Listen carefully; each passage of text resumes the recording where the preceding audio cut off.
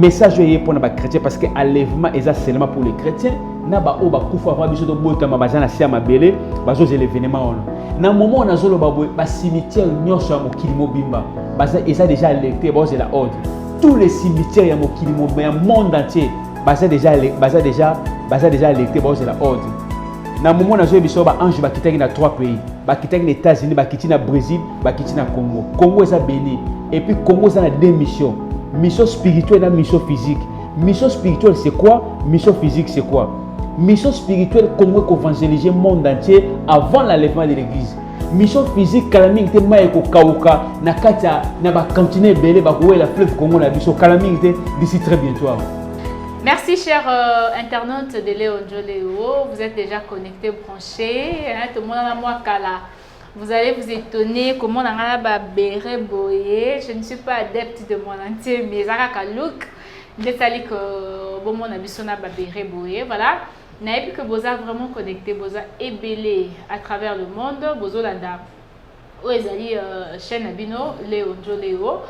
Chaîne Abino Ezoye, l'Abino ba révélation ébélé déjà avec cette maladie corona. Bato nyonso bazana mwa bokebi mingi, bato nyonso bazana bobangi, ba makambo ezotambola lolenge ndenge ezalaki te biso toyebi.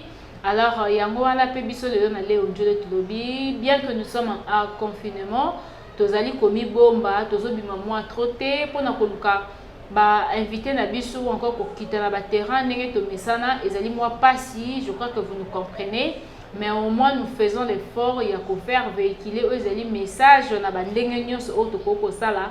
Eza raison o lelo bongo to lingi to yembela bino le prophète Noël John, voilà Nayende toko le prophète Noël, quand je dis Noël vous comprenez c'est Noé John, donc Nayende toko meka kobeta masolo ebele o etali batatouage, masolo o etali enlèvement de l'église, masolo etali vraiment biloko ebele mingi. Alors nako lingana yambaye na to solo là et puis nabino toko meka un peu ko discerner ko yamba message na ye son numéro ko za pe wana bandeko bakobenga e ko za malamu mingi.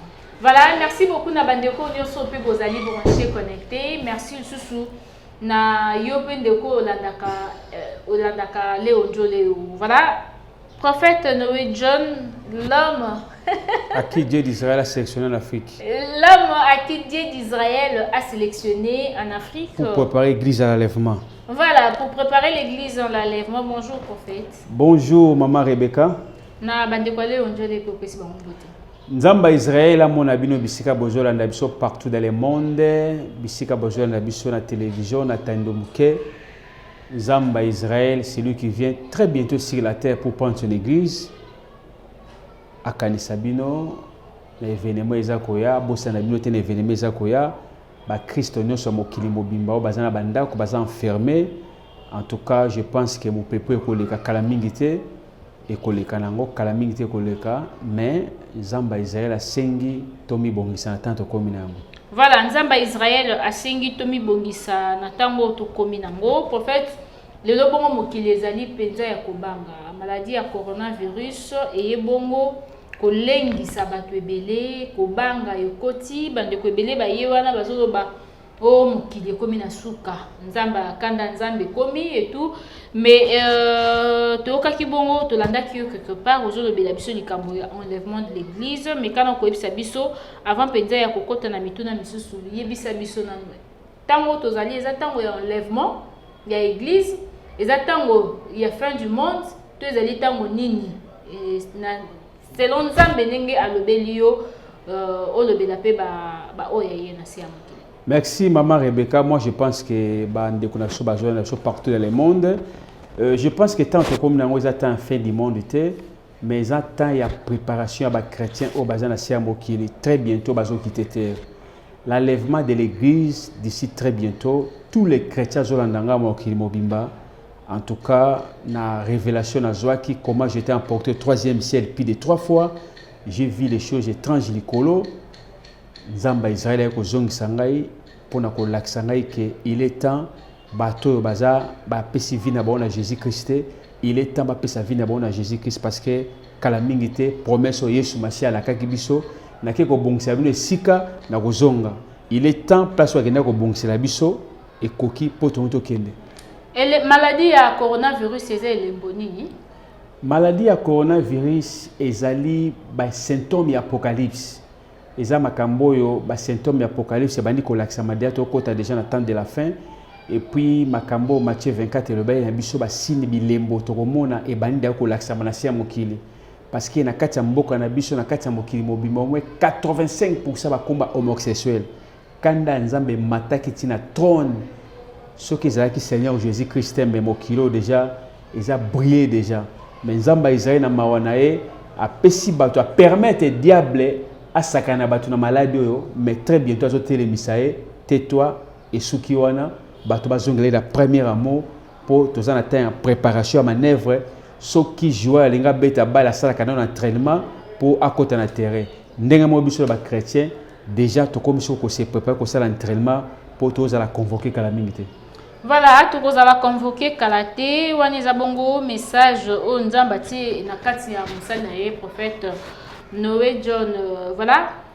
Le Lobongo Église, Ezali, qu'on s'est préparé, ou encore Église et s'est préparé pendant ce genre de période. Pendant un moment où il y a pas, il y a loi, il y a maladie, Église s'est préparée.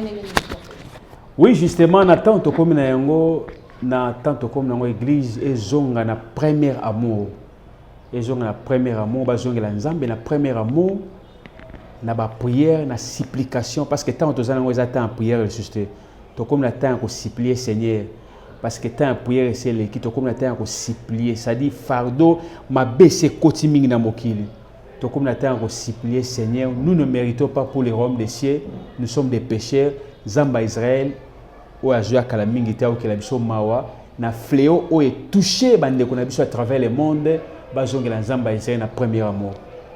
Voilà, fléau oyo bande ko bazong la nzamba d'Israël na premier amour. Pasteur le bongo to yaki penza mimi ko le likambo tatouage. Alors aux amosali nzambe nzamba utilisé plusieurs fois a memayo na bamboka ebele ya faire voyager ça yo ala kiso makambo biso na to monate. Alors, révélation ni nzamba takati na yo na makambo etali tatouage parce que le monde entier même bandeko bazola na biso je crois que ba koki ko ignorer que usage ya tatouage et comme vie quotidienne ya bandeko ebele. Révélation ni nzamba takati na yo ona likambo etali tatouage. Merci maman Rebecca, moi je pense que il est temps nzamba Israël a sélectionné un Africain congolais. C'est lui qui va annoncer les retours du héros sur la terre d'ici très bientôt. Et révélation à tatouage, Nazwa Kiango, comment j'étais emporté au 3e ciel en 2012. Nenge ba ange ba bimelenga nandako, Nazwa qui emporté dans le 3e ciel. Makamna mona ki kuna, bato ba longola ba zemi, ba secret à misu. Makamna mona ki kuna zaki vraiment trop grave, ba meminga na lit de tourment, na lit de repos. Place bato mona ka passe à 3e niveau.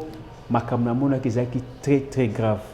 Alors ba ko memangai na kene tina mère bisika ennemi à cela qui réunion na bato na ye livre moko na kene ko découvrir livre ya munene livre wana ya munene kene ko découvrir bato tout ba beta tatouage bazana kati ya livre wana ba fungoli livre wana zo tala ba kombo ya bato tout ba beta tatouage bazana kati ya livre wana ba ange ba yebisinga ba bi ba ko pesa o prière moko spécifique o ko sala appel pour na bato bato ba olandanga à travers le monde na mokili mobimba na Londres na Suisse na Paris na partout dans le monde oko sala appel ba o ba ko chance okuta nayo sala bango prière wana po babima na kati ya livre wana parce que batebele ba sala ki tatouage na ignorance soki ba retanga na Lévitique 19 27 à 28 ba ko yeba Lévitique 19 27 à 28 ba ko mona pourquoi nzamba interdit ba to beta tatouage parce que tatouage ezo tangisa makila mais n'a que découvrir sur plus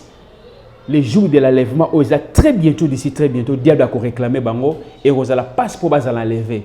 Et on a la passe pas à lever parce que bazana kati ya livre ona, bango nyonso bazana tatouage, bazana ba chaîne na makolo. Diable a réclamé le jour de l'enlèvement, moi ba kenizatio lingo kendo. Et loko beteza yo, tatouage ya Seigneur Jésus-Christ.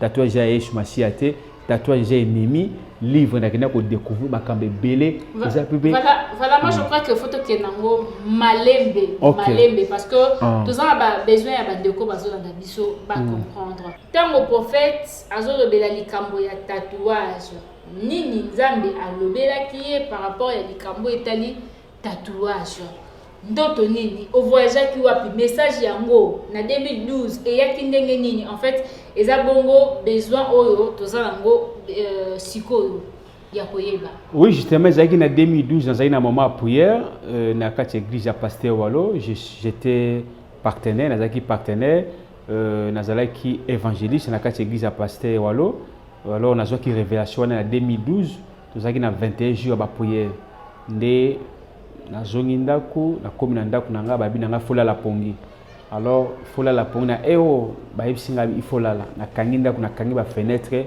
na sali résistance mais na kokarité et celle qui pongi la nga na ba 17 pongi mo yele nga ba 17 na kati ya ndako nanga na moni ndako mbe komi pembe banzungu basani biloko tuna ndako komi pembe na moni de ange bakitena na ndako babi olingo sali la yo chote pona nini olina via politique olina via basi batini biso to ozo parce que aux une mission spéciale pour panza sango à travers le monde pour un événement bunene zo na mokili pour na ko préparer bana nzambe ndeto na bimi na nzoto to bandi ko matana bango pam to bimi globe terrestre tant to bimi globe terrestre to bandi ko kolanda sanza pam to komi pembe na sanza to leki sanza to bandi ko kolanda étoile pam tant to komi pembe l'étoile na moni lumière moi makasi na tuni ba ange na bi lumière makasi zani ba bisinga ba bi étoile bomona na mokili na mwa moke yango ele eza munene lokola globe terrestre ngabi ambo étoile eza munene bo tant te leki étoile to ko bima na mboka moko mon frère ma sœur paradis est réalité enfer pèse réalité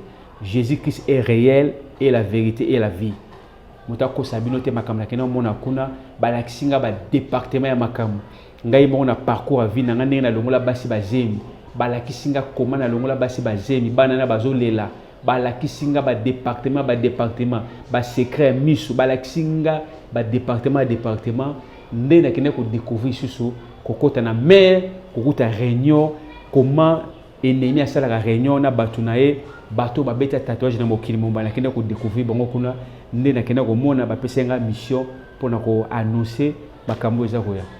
Voilà, mission va ebisa ba pesa kiyo po annoncer makambo ezali koya.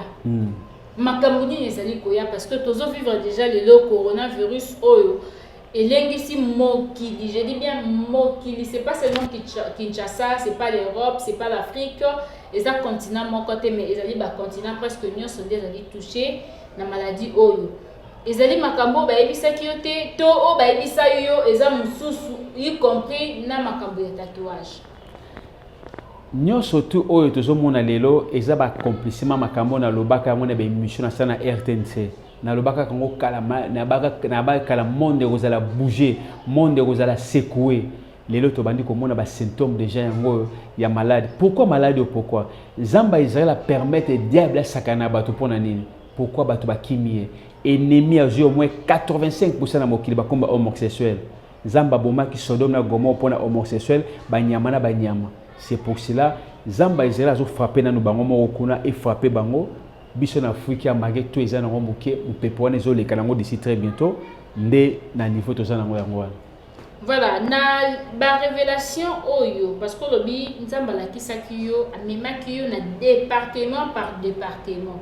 Alors na département il y a bato tatouage. Au monaki nini exactement? Il y a bato babeta tatouage.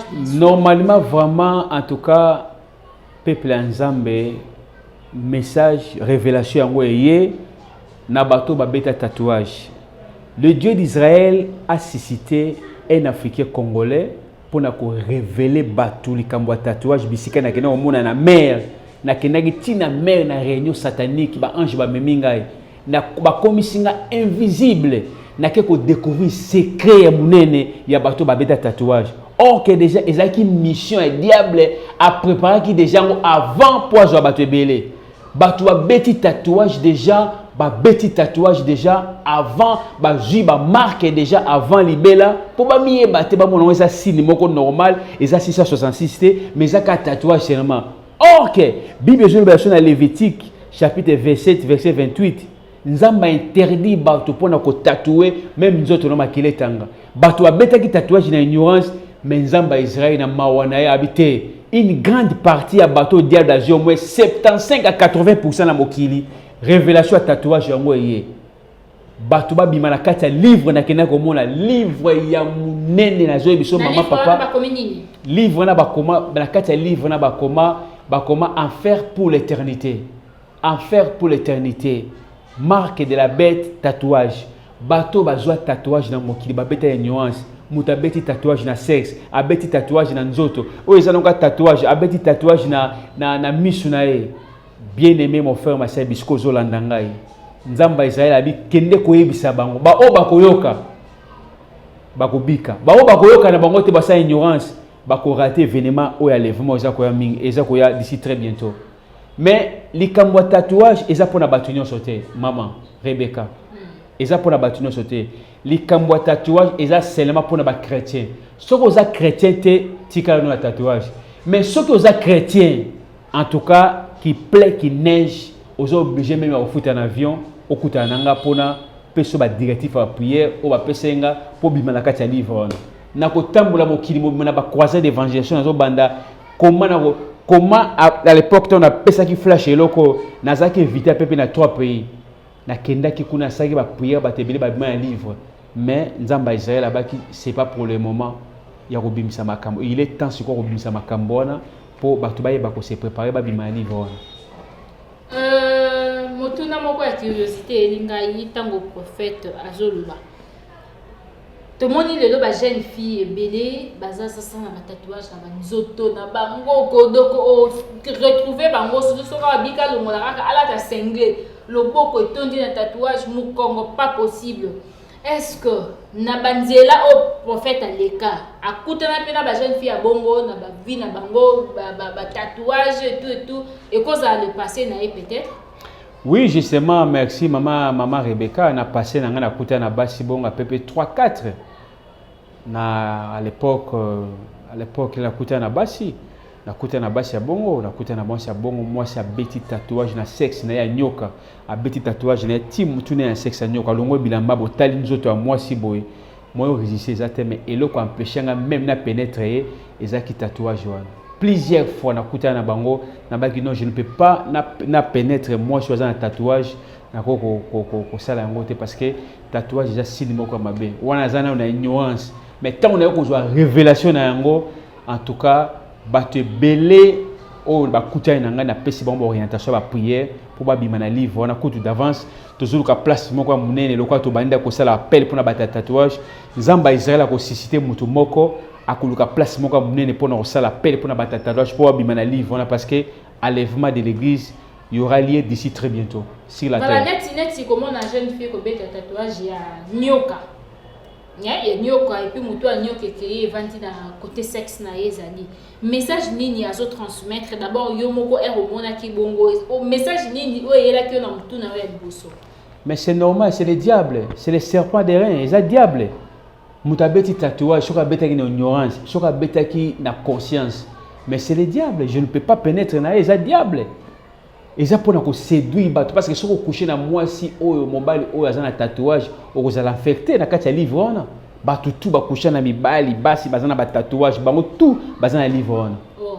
Donc cause que yo posant un tatouage tu es un innocent comme on dit et tu couches avec quelqu'un au azana ba tatouage directement yo peut comprendre avec côté mbala moko directement et ça lié déjà ça makila a sopa ki makila va déjà ba beta makila sopana ki Nzamba Israël a interdit yango za Lévitique aboy yango. Donc c'est ça, il y a mbala moko vous allez infecter. Mais bateau basala ki on a ignorance, ba yeba kité basala ki on a ignorance. Il est en révélation et na bateau ba beta tatouage à travers le monde. Nzamba Israël assisté un Africain congolais pour na annoncer événement ezakoya d'ici très bientôt sur la terre, l'enlèvement de l'église eza calamité parce que na moment na zolo babo si elle est en réunion pour na calamité église elingi za la convoquer. Mais bateau ba beta tatouage ba ko kendete ba ko za enlever te pourquoi parce que ba beo ba beta ki na ignorance o ba beta ki na conscience Nzamba Israël a pesi message bateau ba yoka pour ba za la sauver ba bika ba bima na livre. En fait, pour ma livre wana ndenge prophète lobi awa c'est vrai que continuer à continuer parce que nous avons plus besoin d'éclaircissement. Pour pas dire ignorance ou ana. Ça sacrifice ni c'est sous makila Tony. Non. Pour na ko bimana kati ya livre wana ezana ba prière spécifique on nzamba pesi ezana ba orientation ya ba prière ya ba jeûne efficace on nzamba pesi o ba kosala yango na prière o ba pesi ngana osala bango c'est fini ici. Abimi na livre wana. Bon, prière wana c'est pas que net na bandeko baza libanda mboka parce que belé bazo na biso je crois baza na Europe, Amérique, Asie, Océanie, partout dans le monde, bakoza na besoin et est-ce que bakoza obligatoire bafuta ba billet ba ya Congo, bakuta na prophète Noé, to à travers les téléphones, occuper sa bango orientation. Non. Makambo yo les choses de Dieu, makambo spiritualité et c'est un sacrifice. Makambo spiritualité c'est un sacrifice. Il est temps na 9 ans totika na mona mokili. Na 9 ans na pamba totika parce que toza na 3 calendrier. Toza na calendrier divine, calendrier ba imena, calendrier satanique. Calendrier divine indicateur les autres ça déjà que je pense pas, je crois pas 8 à 9 ans ba chrétien ba ozana mokilo. Il faut pas ça la sacrifice na bango o ba ozali bana mboka ba futa biye ba koya. Soki ozala ke possibilité ozala o ba ko inviter nga na ko kende ba ninga mso ba inviter nga na ko kende pona baza combien ko pesa bango prier pour ba bimana livre wana. Et lo kwa nzambe faut sacrifice ça la sans sacrifice eza pas simi parce que tant on ba mema inga ikuna makamuna mona ikuna na salaki beaucoup de temps peu ba demo na lia kate na melarate pona joie révélation ya tatouage wana. Voilà, na bandeko nyonso ba ko respecter te o ba continuer ko demeurer na kati ya tatouage na kati ba vu au nzambe azali ko détester eloni ko komela bango. Bon, pona bata tatouage ba o ba ko boya parce que toza na deux voix, toza na oui non. C'est fini ici. Seigneur Jésus-Christ ou bien ennemi Satan. To comme na temps ko sala choix libela. Ce que boyi na yo bima na kati ya livre révélation yé na kati ya tatouage oza nango. Et na saka na tatouage à fleur, na tatouage à fleur balobi tatouage nyonso tsa yango na kati ya nzoto na yo oza na kati ya livre ya diable. Batutu abeta tatouage baza na kati ya livre wana.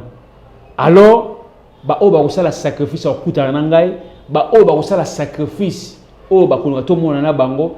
Ezana ba prière ba pesingai, ezana ba prière ba pesingai ya kosala bango prière wana ya kolekisa bango na ba prière ba jeune moko très efficace a nzoto pende kaukie abimi na kati ya livre wana. Soki aboyi na ye, aboyi na non elle ngwa tatouage. Pas de problème.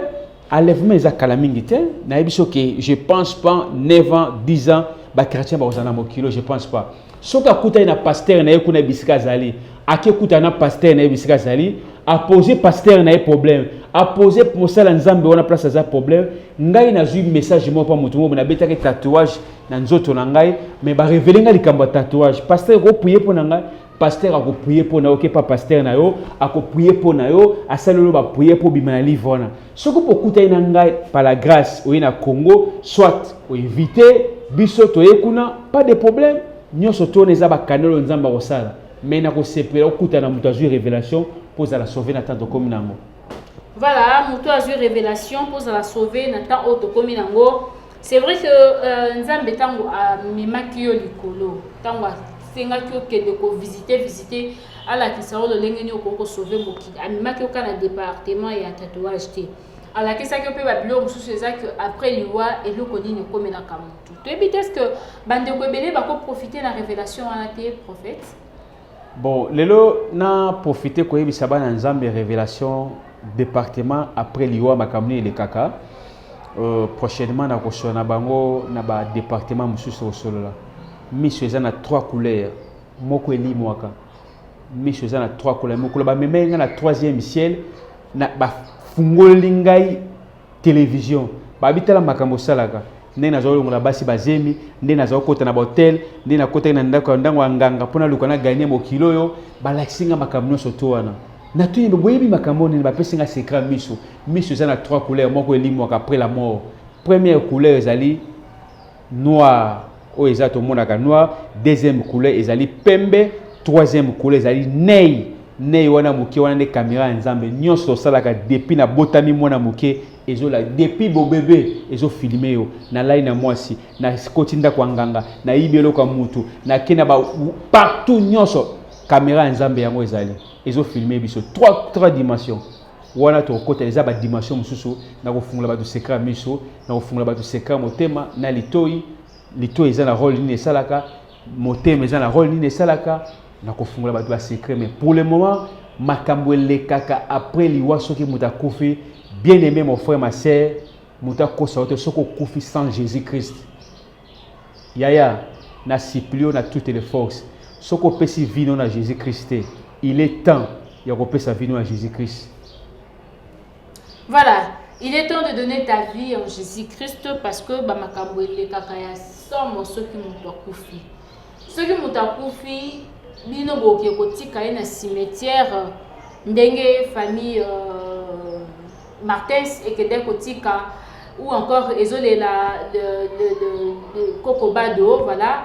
Wazaki moko ya bato toyebi ya mbongo na kati ya lemba mutu moko yebana ki penza makasi mingi mais boye ba ete tango botika na cimetière ezana ba makambo mususu elekaka oyo biso bato misu normal to komona yango teza moto nzamba fongoli misu ndako ko comprendre yango. Alors prophète Noé, tu as eu quand même cette chance ya komona makambo nini oyo elekaka soki bakundi mutu makambo nini elekaka soki famille est déposé mutu na kati ya tombe na ye. Alors bandiko bazolanda biso na tango eza surtango ko bomba teza moto moko bisaki biso ba prophète lelo bazoloba makambo ekomi lelo toyebaki yango nzamba lobi bakoma ko lakisa biso ba archive ya ba makambo baloba kala par rapport ya moment où tokomi nango lelo ndeko moka benga ki biso abi mais Rebecca tango ba prophète bazoloba boye po ali bandimi ba ya koloba yango lelo au moment où nzambe ayebisaki bango message wana balobaki yango te pona nini po bato bayebi nzambe na sa moi ba se préparer tango oyo zala bandeko balandaka leo njoleo bazana besoin bayeba message nini oyo nzambe apesa bango après ya kunda après kokufa ya moto tango ba déposer na cimetière nini yaka message nini révélation nini nzambe atie o bango bakoko se préparer bakoko tirer moi leso bakoko yeba pour lobi ezala te ke tango likambo komi komake ba prophète wana baloba kité. Merci maman Rebecca.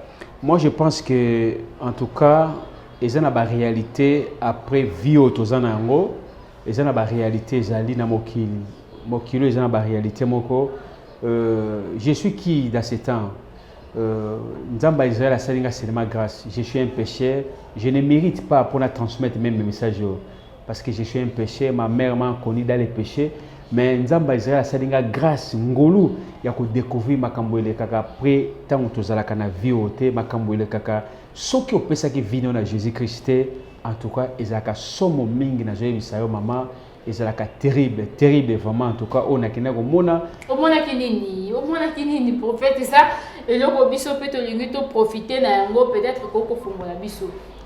Vraiment en tout cas même ngai moko na koka kolobela ngo mingi te mais naza obligé koloba on attend suka to comme nango po bana nzambe bakanza teke soki na kufi na ngakaka nana ebiso nengo siko kufi na attention ba memanga yi makambule kaka preliwa yaya papa na siplio na toutes les forces na bondelio bisiko zolanda ngai o ezoya na mokili na zoye bisayo soki opesi vie na ona Jésus-Christ unique qui voit pour les salis, c'est Yehoshua Mashiach.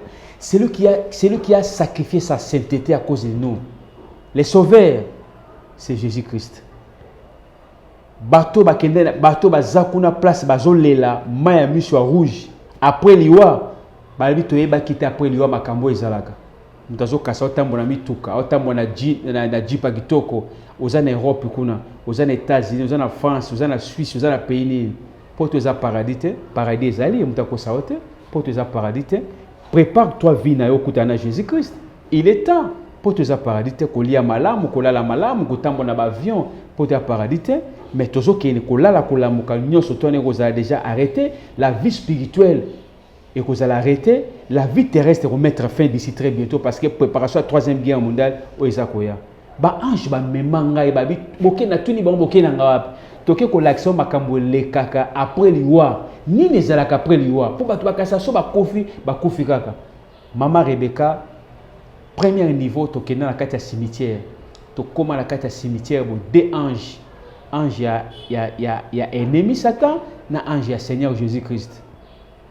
Tokomi wana papa moko akufa ça fait beaucoup de temps bakunda na cimetière moko songolo pakala je ne sais pas basali prière abimi ange nzambe ameki balance pour mutu nyonso azalaka na balance na sembo mokili soko osalaki bolamu na mokili. Bien aimé mon frère ma sœur nakoyebisa biso kozolanda ngai sala bolamu na mokili bolamu nakobimisa pe seka bolamu aza nani aza esprit moko moki akolaka ntango osala bolamu akolaka non tokomi na niveau wana te salaka bolamu na mokili kosambela liboso ya nzambe babimisi bapeze mabe na ye bapeze bolamu na ye mabe elekaki mingi moye ange ya nzambe nzambe ya Israël ange ya Jésus-Christ azwa ye ameme na lieu de repos eza te ange ya moennemi Satan azwi ye abeti fimbu ya rouge ya moto asimbaki na mokila na ye et commis enfer pour l'éternité. Azolela ange nzambe pour na nino tikinga na kende abi moyenga na zoe ezate parce que balance déjà et puis c'est indicateur moyena memo na lieu de repos ezate il faut que na lieu de tourment. Mais eza batebele il ne croit pas à ça donc bandimaka que lieu de repos ezali lieu de tourment ezali et eza batebele penza badutaka na yango na ebite est-ce que et ça fait réel ou comme lobby te comme vraiment ce qui le bakufi on eza babengango eza réalité moko cachée par Dieu lui-même d'Israël ce qui a révélé kinga eza par la grâce nga pe exemple de masumo je suis un pécheur mais ce qui a kinga ko révéler nga makambo le rappel liwa eza ki kaka grâce à sala kinga hein tant à même kinga Saint-Esprit même na 3e ciel na 7e compartiment 7e ciel makanagina ko vivre calendrier divine programme ya nzambe o elinge salama na mokili ezaka grâce nzamba sala kinga mais makambo le rappel liwa tant to sisi makambo ya mwana mobali wana to keli susu ba ange se déplacer to ke quelque part to ke mekala susu mwana mwasi moko boye azaki choriste basali prière abimi mwana mwasi wana ba meki mabene na bolamu na ye bolamu elekaki mingi mwana mwasi azali choriste azali kokabela bato ko évangéliser ntango akufaki bolamu na ye pezaki ange nzambe amemaki na lieu de repos ange diable amemaki owana mabe elekaki na lieu de tourment nakendaki bisika nyonso mibale lelo nakolobela lieu de tourment ntango tokina ange nzambe na lieu de tourment babetaki nano wana premièrement sur place fimbu ya rouge ya moto bazo ange diable azo benda bi tokei na mboka kitoko tokei na mboka osalelaki fimbu ya rouge ya moto na sima mokongo ne bakomi enfer pour l'éternité ndenge azawa na ke libela moya bima lisusu ezate moya intervention nzambe ezate parce que wana komi ka mususu c'est ça. Voilà donc makambo ozali koloba ezali vraiment ba révélation oyo tokoko nzima yango kaka na monoko ya mosali ya nzambe. Et voilà, je crois que bandeko bazolanda biso bazali ko retenir quelque chose mais ngana ko tika bango na moi pour ça parce que vous en a besoin na yo mikoleko ya o mekasu ko expliquer bango par rapport ya ba révélation mususu eza nga ebisi na ko ebisa bandeko bazolanda biso eza tango eza chapitre eza livre oyo prophète Noé John akoma livre ya makambo nzamba la kisaye donc tozo fongola yango chapitre par chapitre tokotambola ako expliquer biso na ba département nyonso o ya tambolaki ya basi balongola bazemi ya boy nzamba la kisaki nini na nini po mutu na mutu amiyeba esika wapi atelemi po lelo soki akufi apesa tort epa nzambe te apesa tort epa diable te azala conséquent na makambo oyo azosala. Mais pour le moment, je crois que tu as parce que tu as dit que tu as tatouage, tu as cité déjà na ozali émission na biso, mais tu as dit que tatouage. Prophète lelo bandeko bazolanda yo balengi déjà ba o babete ba tatouage parce que kombo la bango et se retrouver na livre où est comment en faire pour la vie. Alors na ebi faire pour l'éternité. Voilà, en faire pour l'éternité na bandeko babeta tatouage.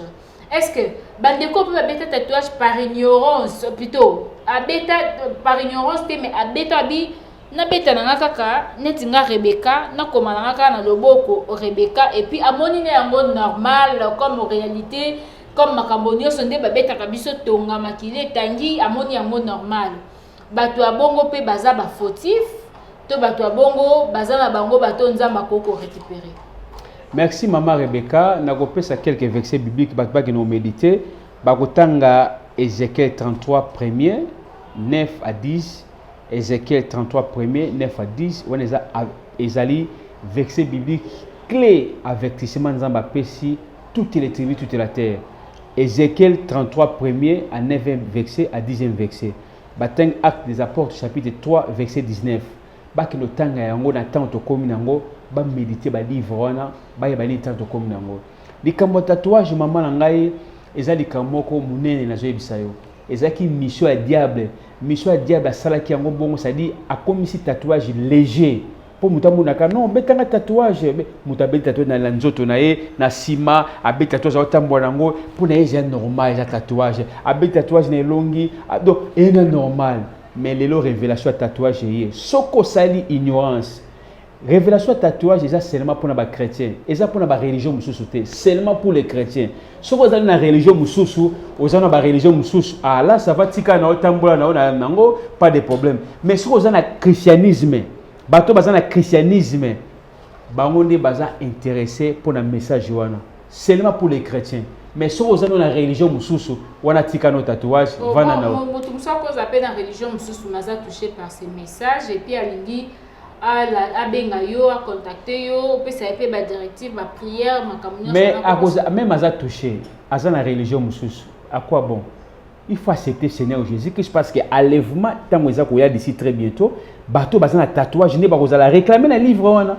mais soit dans la religion mususu na pesi par exemple nzambe ba noir bango ba dimina Seigneur non kimbangi c'était attention ngala kenda ki kamba na kufungula makambo kamba muto aza ange gardien à Congo ça c'est Simon Kimbangu respect na prophète na Simon Kimbangu na kenda ki kuna na kamba makambo na kenda omona makambo somo Simon Kimbangu aza ange gardien à Congo ndako ça te Simon Kimbangu ya kamba bazote à Seigneur Jésus-Christ ngai mo pe na zaina ignorance.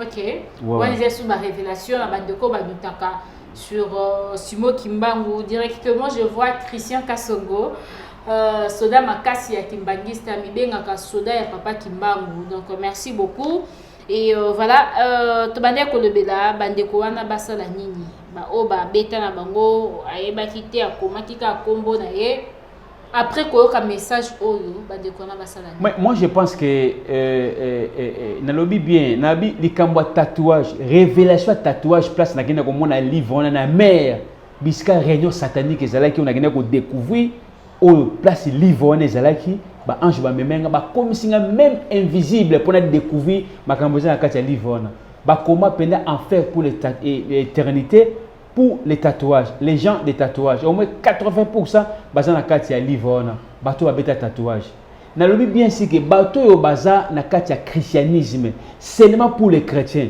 religion mususu te ceux qui ont un tatouage dans la religion mususu non wana zano à l'aise mais ceux qui ont chrétien seulement message est pour les chrétiens parce que enlèvement est seulement pour les chrétiens na ba o ba kufa avant biso to botama bazana sia mabele bazo l'événement on na moment on a zolo ba cimetière nyonso ya mokili mobimba baza eza déjà alerté bazo la ordre tous les cimetières ya mokili mobimba monde entier baza déjà alerté bazo la ordre na moment na zo biso ba ange ba kitaki na 3 pays ba kitaki na États-Unis ba kitaki na Brésil ba kitaki na Congo eza béni et puis Congo ça a deux missions mission spirituelle et mission physique. Mission spirituelle c'est quoi? Mission physique c'est quoi? Mission spirituelle Congo évangéliser le monde entier avant l'enlèvement de l'église.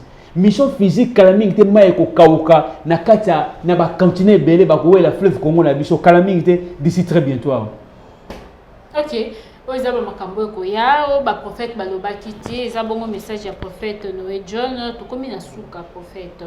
Message nini ba na nzambe ba koko retenir pona lelo chapitre liboso o to fongoli ya émission ya lelo parce que te promettre ba mo que tozo banda chapitre par chapitre donc ba o mona biso na émission ba mikolo ko ya lisusu to kolobela susu dossier mususu pona lelo ba na nzambe ba retenir nini ba na nzambe ba retenir na temps to comme nango partout dans le monde bisiko ozali comment l'intimité na Saint-Esprit parce que Saint-Esprit nga kende chaque jour to solana ye azoyebisanga bi mon serviteur Noé John nana tika bino kala mingi parce que Saint-Esprit soit tiki biso c'est la fin du monde oh no soko sala na mokili monde vous a dirigé par la loi et vous a dirigé par la force et suscité chaque pays vous a responsabilité dans mboka na biso écoutez là kuna écoutez lio très bientôt antichrist azoya déjà ba sataniste bazo préparer réunion menene pour recevoir antichrist a comme déjà motema moto kita na mokili pour ayebi que déjà toujours kende parce que diable solara na nzambe azo tungisa nzambe mikolo na za pour ça na paraître na mokili mokonzi ba konzi azo bise zelanga na zo bato na kala mingi te discussion za makasi entre temps na nzambe bazo kanate donc na sukilo entre guillemets donc je pense que je vais saluer bato na ngai na kopesa mbote na ngai na Eric Lutaladio na pesi mbote na ngai na mama Deborah na pesi mbote na ngai na mama Élisée les partenaires des orphelins na pesi mbote na pasteur Nono na pesi mbote na ngai na Paul David Olang, c'est lui qui est chargé à spiritualité. Na ko fungola pe tap moko comment ndenge nazaki conseil spirituel ya plus proche ya maman papa Olangi comment ba poussa nga pembe na bango makambu na témoigner ki na podium ya ministère ya combat etambola mokili mobimba na koloba makambu belé avec état Zamba Israël prochaine émission to kolobela makambu belé étape na étape parce que Yesu Masi aza kozonga kala mingi te alobi to fungola livre wana bombaki alobi fungola yango pour bato ba ko se préparer. C'est ça d'abord le problème. Nzamba pambola bino amona bino ba bana na so partout dans le monde au niveau soutenir émission les cas partout dans la télévision numéro est à l'afficher en wana benga biso to peso ba directif ba prière pour osanga événement munene eza koyate na fête likolo to kenango to koyebisa bino préparation fête d'annonce likolo makamnenge omona fête ni oza likolo maman papa yo raté fête ya likolo pardon ko raté te fête wana somo na zo yebisa yo ils ont retrouvé chez les chrétiens qui ont été la fête. Pardon à bon délire. Merci. C'est déjà la fin de cette émission. Vous avez belé, vous qui révélation et à prophète John Noé ou encore Noé John. Na bande konyo soyo. Baza touché par cette émission. C'est vrai que le monde entier, les chrétiens, les dibiso, bande comme ça souper. Oyo baza ba non chrétien pe balandi biso mais biso tozakana pour diffuser message pour partager au CP émission partager yango ndeko landi biso ni ko ta contact na prophète numéro ezali wana okobenga prophète akoyamba yo na bandeko nyonso pe bazo na biso monde entier boy ba été Léo Njole ezali wana botike la biso ba question ba message na bino po esunga biso ba simato sala émission mususu à travers ba question na bino na ba réponse ba plutôt ba préoccupation na bino des prophètes à répondre yango facilement. Le bongo ezaki Rebecca Bilé de Pukuta la servati na présentation nazaki wana na cadre ya Léo Njole ezali chaîne YouTube na bino to sengi bino pour s'abonner pour continuer pour s'abonner to bosanité ko pesa merci l'équipe Léo Njole l'équipe technique ko banda na mo continue biso don bulamba na Richi Pukuta wa qui para na montage epsi image bijou maikani. Vous allez voir la période il y a confinement, beaucoup qui commandent à biso deux fois oui, deux fois non. Beaucoup comprendre biso tozo bima quand il y a utile, quand il y a urgence, des tobimi, tomi batte la paix malade, vous allez bongo. Mot d'ordre, peu chance au bas PC et pas à bande cognon, so banité ba quoi na bokono ya boko ya coronavirus. Bisika bozali, je sais que vous êtes à la maison, bozaza na bandaku, bokota la biso na bandaku, boy bandengeni boko ko sensibiliser bandeko mususu. N'oubliez pas de laver vos mains à tout moment. Protégez-vous à travers des cache-nez, protégez-vous en utilisant plutôt les ali ba gel na bino ou les ali ba alcool na bino, les ali ko désinfecter maboko à tout moment. Et puis, vous allez vraiment avoir besoin de maladie au thé, Afrique des années. Les autres qui maladie commis pendant l'Afrique, mingi ko beta biso na Congo, tout dans la mboka mususu ezali pendant mabe makasi sino. Merci na bolandi. Ya balandi nyoso bito na ndenge bolandi biso, to kutani ba esimo. Au revoir.